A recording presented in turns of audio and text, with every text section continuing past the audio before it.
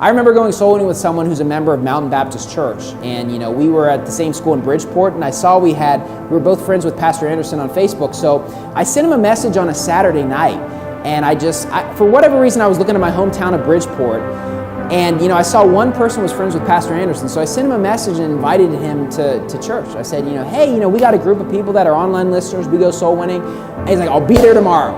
And he drove up 45 minutes and came to church the next day. Well, I went soul winning with him, and it was great. It was awesome. He still goes to Mountain Baptist. He's a great guy. And what's interesting is he told me a couple years later, he's like, Brother Stucky, I just wanted to let you know that when we went soul winning on that Sunday, when I first came to church, he's like, I didn't realize it at first, but he's like, I actually wasn't saved when I went soul winning with you. I'd been listening to Pastor Anderson for a long time, but when I heard you preach the gospel and get somebody saved, I actually asked Jesus to save me myself. He's like, I know that's the moment I got saved. I wasn't saved before. That's what he told me. Now look, do people get saved from the online ministry?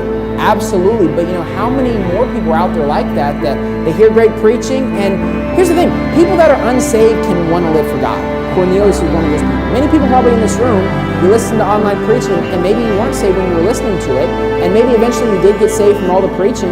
Maybe not though, okay? And there's a lot of people out there, they want to live a godly life, they want the hard preaching, they want to serve God. It doesn't even necessarily mean you're saved yet though, and the best way to get those people saved is to a one-on-one gospel presentation. If people visit our church that say, oh, I've listened to Pastor Minna's online, I don't guarantee that person's saved. Because I've seen so many people that visited Verity Baptist Church, they were listening to the sermons online.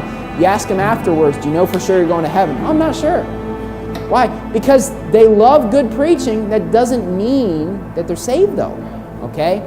And so the 144,000, they are the boots on the ground to preach the gospel, okay? Now look, in this room, you say, Brother Stucky, I don't want to ever be a pastor or church leader. That's not my goal.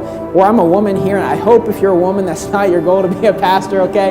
But you say, Brother Stucky, I don't want to be a pastor. I don't want to run a church. What can I do? Look, you're the boots on the ground, though, to get people saved.